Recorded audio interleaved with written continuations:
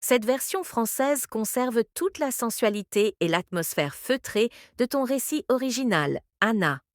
Voici l'histoire traduite avec une touche d'élégance et de mystère. Le langage muet de l'orage. Je m'appelle Anna. J'ai 22 ans aujourd'hui, mais mon monde a véritablement basculé quand j'en avais 20. Tout a commencé le jour où il m'a surprise à la sortie de la douche. Il m'a tendu une serviette et son regard portait un poids qui dépassait les mots. À partir de cet instant, l'air dans la maison et en moi a changé. J'essayais de le cacher, mais chaque pas qu'il faisait dans le salon résonnait comme un tonnerre sourd que mon corps reconnaissait d'instinct. Un soir, je me suis assise près de lui, non pas pour parler, mais simplement pour ressentir l'attraction de sa présence. Il était là, affalé sur le canapé avec l'air nonchalant d'un homme qui garde des secrets dans ses poches. Mes yeux, feignant l'innocence, dansaient sur sa silhouette inhabituelle. Cet outil de la nature dont je ne connaissais pas encore le nom. L'art de la provocation.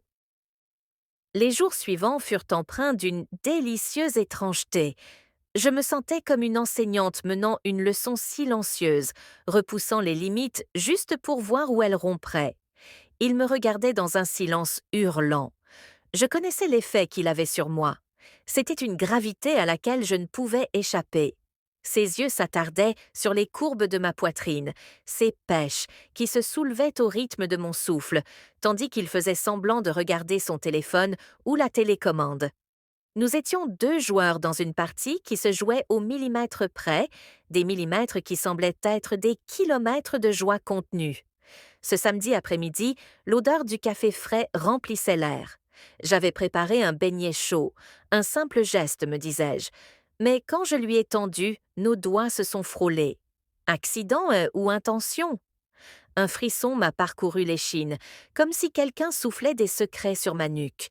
J'ai plaisanté en disant que la machinerie de la journée était trop lourde à porter seule.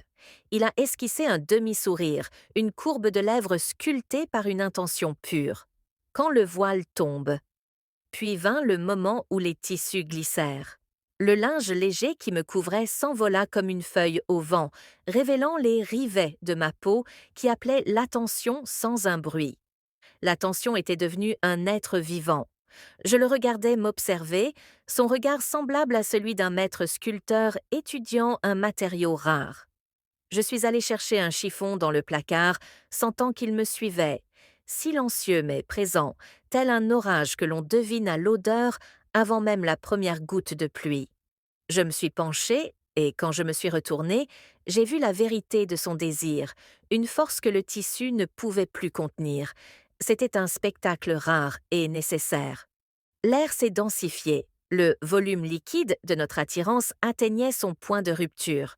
La moisson du silence. Cette nuit-là, alors que le robinet fuyait au rythme de mon cœur, je restais allongée sur le canapé, me sentant comme une pêcheuse, ayant enfin trouvé une ligne assez solide pour atteindre la partie la plus profonde de la rivière. Le lendemain matin, les draps étaient un champ de bataille de rêve. Je suis allée à la cuisine, mon corps vibrant d'une soif qu'une seule source pouvait étancher. Il est apparu dans l'encadrement de la porte comme une brise tiède par un matin froid. Aucun mot, juste une visite technique des yeux. Ma robe de chambre a glissé à nouveau, et cette fois, je n'ai pas cherché à la refermer. Le café était amer, les beignets étaient sucrés, mais la faim dans la pièce était d'une toute autre nature. Il a parlé de réparation et de outils lourds, sa voix chargée de sous-entendus. Nous sommes passés au salon, là où le service a enfin commencé. Ce fut un échange d'âmes, un exercice qu'aucune salle de sport ne pourrait enseigner. Il s'est délecté de ma vue, et moi, en retour, j'ai trouvé les champs humides de la vie, où les désirs se plantent en silence et se récoltent en soupirs. Réflexion. Aujourd'hui, 2 ans plus tard, le souvenir est aussi vif qu'une brûlure récente. Si vous me demandez qui il était, je me contenterai de sourire. Certains secrets doivent rester gravés sur la peau, pas sur les lèvres. Tout ce que je sais, c'est que ma vie a véritablement commencé quand la serviette m'a été tendue et que le jeu a été lancé. Souhaites-tu que je transforme ce récit en un poème français ou que j'accentue davantage les dialogues entre vous deux? Voici la suite de l'histoire d'Anna, traduite en français avec toute la charge émotionnelle et la tension sensuelle de cette deuxième partie. Partie 2. L'écho du non-dit. Les jours suivant cette première rencontre ne se comptaient plus en heures, mais en souffles. Le jeu avait fondamentalement changé. Nous n'étions plus deux étrangers testant la solidité de la glace. Nous étions deux architectes ayant partagé un plan, mais refusant de parler de l'édifice terminé. L'inspection de minuit. C'était un mardi, à une heure où le reste du monde dormait déjà. Je me trouvais dans la cuisine, les carreaux froids sous mes pieds nus. Je n'étais pas là pour de l'eau ou de la nourriture, j'étais là parce que je savais que le silence de la maison finirait par le faire sortir de l'ombre. Il est apparu, s'appuyant contre le cadre de la porte, sa silhouette découpant le faible clair de lune comme une falaise escarpée. Il portait à nouveau ce pantalon large, celui qui contenait à peine la machinerie lourde qu'il transportait avec une gravité si désinvolte. Je ne me suis pas retournée tout de suite. Je suis restée près du comptoir, le dos tourné, laissant le tissu de ma nuisette en soie murmurer contre ma peau. Le robinet fuit toujours, dit-il, sa voix étant une vibration basse qui traversait le plancher pour atteindre directement ma poitrine. Je sais, répondis-je en me tournant enfin.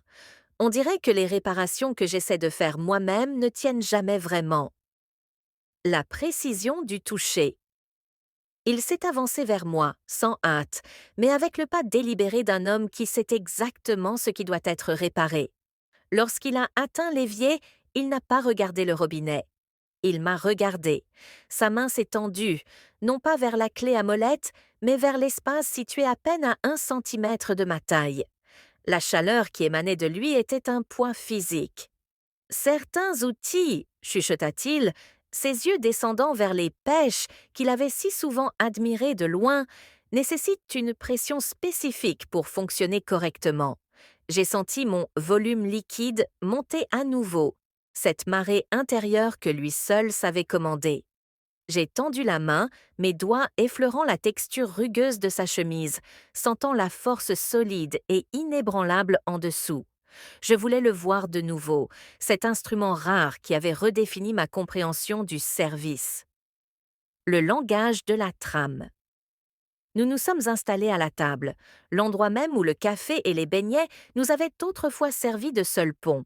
Cette fois, il n'y avait pas de nourriture. Il s'est assis et je me suis tenue entre ses genoux, une position à la fois de pouvoir et d'abandon. Il a guidé ma main vers la boîte de tissu. Mon cœur ne battait pas seulement, il martelait, un rythme frénétique contre le pouls calme et régulier de son propre désir. Tandis que le tissu cédait, l'outil s'est révélé une fois de plus, encore plus impressionnant dans la lumière pâle de la lune. Il était grand, ferme, et portait la promesse d'un service qui allait au-delà du physique. C'était une reconquête. J'étais à nouveau l'enseignante, mais cette fois, la leçon était purement pratique. Nul besoin de manuel ou de conférence. Il n'y avait que la friction de l'intention et l'alignement des besoins. L'après-coup de l'orage. Au moment où le soleil commençait à verser de l'or à travers les rideaux, le service avait été accompli plusieurs fois, chacune plus surprenante que la précédente. Nous étions assis par terre, le dos contre le canapé, l'air encore chargé d'une odeur de sel et de secrets partagés. Il n'est pas resté pour le petit déjeuner. Il ne le faisait jamais. Il est parti avec un regard qui disait tout ce qu'il n'écrirait jamais. Et moi? Je suis restée là, écoutant le robinet désormais silencieux, sentant les pêches héréditaires encore picoter sous son toucher. Le mystère restait entier, le nom restait imprononcé. Mais alors que je regardais la lumière du matin danser sur le canapé vide, je savais que la pêcheuse n'avait pas seulement attrapé un trophée, elle avait découvert un océan tout entier. Souhaites-tu passer à la partie 3, où une tierce personne manque de découvrir le secret, ou préfères-tu explorer une scène technique plus intime dans la salle de bain? Voici la troisième partie de l'histoire d'Anna, traduite en français avec toute la tension dramatique et sensuelle du secret qui manque d'être révélé. Partie 3. Le fragile bouclier du silence. Le secret était un poids chaud que je portais dans ma poitrine. Mais les secrets ont cette fâcheuse tendance à vouloir être vus. Le service était devenu un rituel silencieux, un fantôme qui hantait les couloirs et la cuisine à 3 heures du matin. Mais quand la porte d'entrée a fini par grincer sous une main différente, le fantasme a percuté le froid de la réalité. Le coup frappait inattendu. C'était une après-midi humide. Nous étions dans le salon, l'atmosphère déjà lourde de cette tension technique familière. J'étais assise sur le bord de la table, mes pêches héréditaires, légèrement exposées, alors que j'ajustais l'ourlet de ma jupe. Il se tenait tout près, sa main posée sur le bois, à quelques centimètres de ma hanche. Sa présence était, comme toujours, écrasante, cet outil rare faisant déjà sentir sa présence sous ses vêtements. Soudain, le portail a cliqueté. Une clé a tourné dans la serrure. C'était ma tante, rentrant de voyage avec 2 jours d'avance. Le masque de la normalité. Le silence entre nous s'est brisé, remplacé par une pulsion frénétique et électrique. En un clin d'œil, il a fait un pas en arrière, s'appuyant contre le mur avec une nonchalance forcée, bien que le volume de son désir soit toujours visible pour quiconque savait où regarder. J'ai sauté de la table en lissant mon vêtement, le cœur battant comme un oiseau pris au piège. « Anna, tu es là ?» appela sa voix depuis le hall. Je l'ai regardé. Ses yeux étaient sombres, un mélange de frustration et d'une vigilance prédatrice et acérée. Il ressemblait à une tempête enfermée dans une bouteille. J'ai saisi une tasse de café qui traînait sur la table, notre vieil alibi innocent, et j'ai tenté de calmer ma respiration. « Dans la cuisine, ma tante !» ai-je réussi à crier, la voix tremblant juste assez pour ressembler à celle d'une fille simplement surprise, la découverte imminente. Elle est entrée en posant ses sacs. Ses yeux ont balayé la pièce, s'attardant une seconde de trop sur lui, puis sur moi. L'air était encore chargé de notre odeur, ce mélange de sel, de chaleur et de choses non dites. « Est-ce que l'évier fait encore des siennes ?» demanda-t-elle, jetant un coup d'œil au technicien, debout dans le coin. « Oui, » répondit-il, sa voix étant un grondement grave qui fit frissonner ma peau. J'expliquais justement à Anna que la pression interne est assez élevée. Cela nécessite une surveillance constante. Ma tante hocha la tête, inconsciente du sous-entendu qui hurlait à mes oreilles. Elle se dirigea vers l'évier, traversant l'espace même où, quelques instants plus tôt, l'alignement des besoins avait failli s'accomplir. J'avais l'impression de marcher sur une corde raide au-dessus d'un canyon de feu. L'ombre du jeu. Plus tard cette nuit-là, après qu'elle se soit endormie, la maison a retrouvé son bourdonnement tranquille. Je me tenais dans le couloir sombre, le dos contre le mur froid.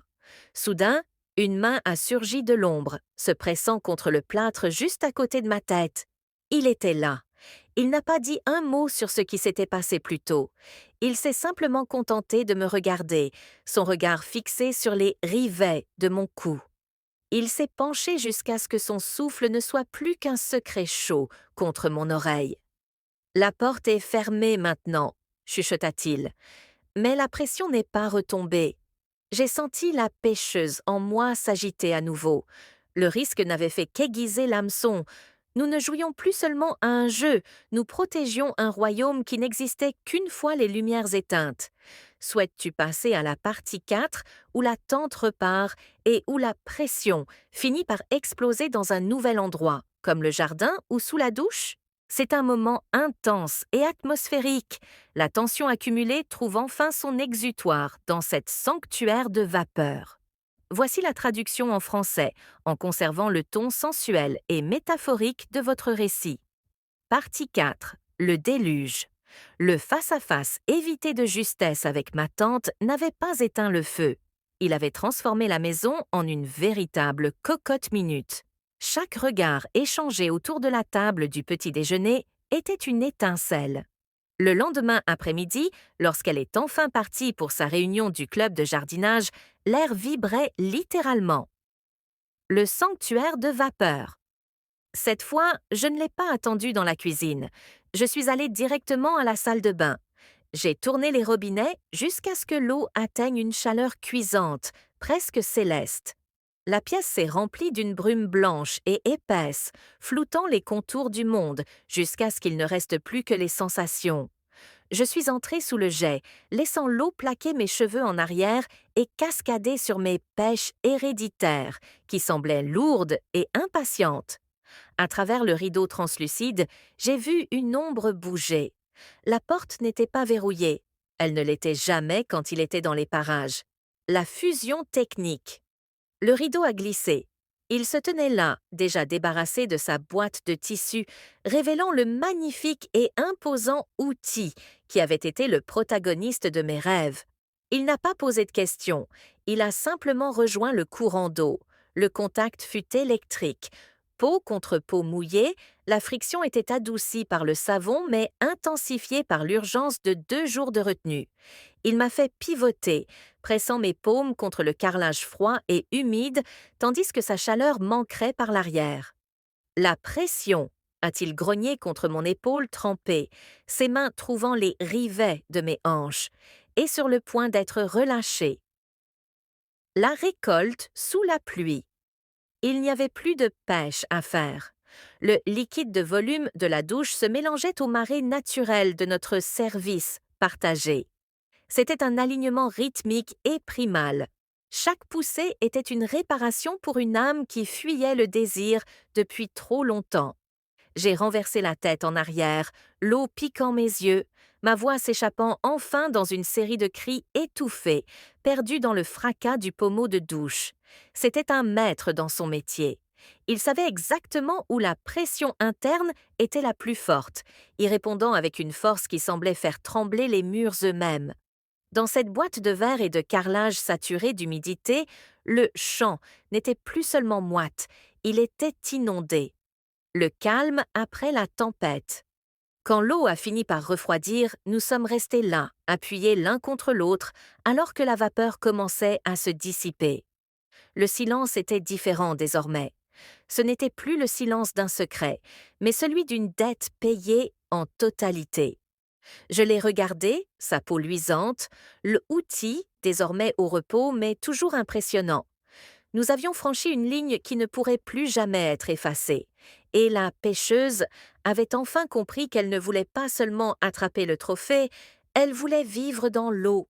Voici la conclusion de votre histoire en français.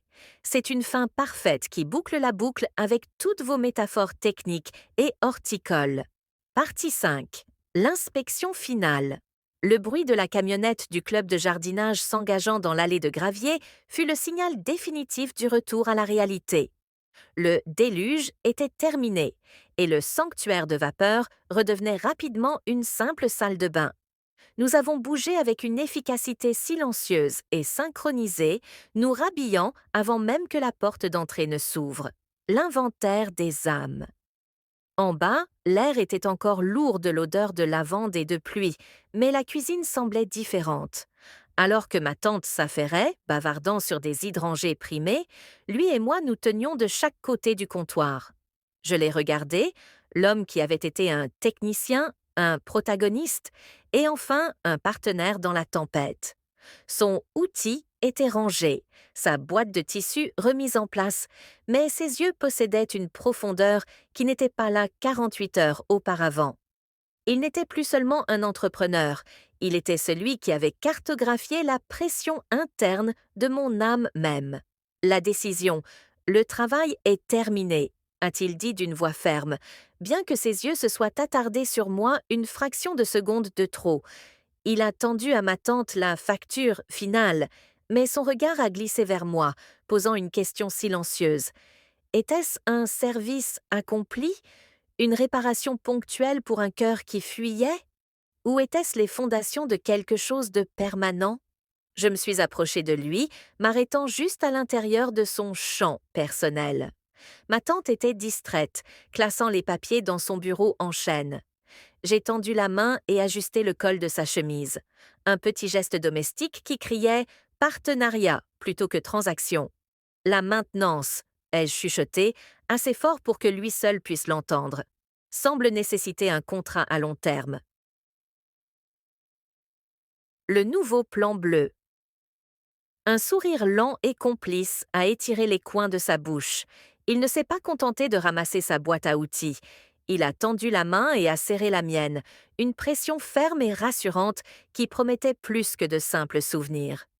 Je me spécialise dans les infrastructures à long terme, a-t-il répondu. En franchissant la porte, il n'a pas disparu dans la brume. Il s'est arrêté près de son camion, regardant vers la fenêtre où je me tenais. La pêcheuse avait attrapé son trophée, mais elle réalisait qu'elle ne voulait pas le garder dans un bocal.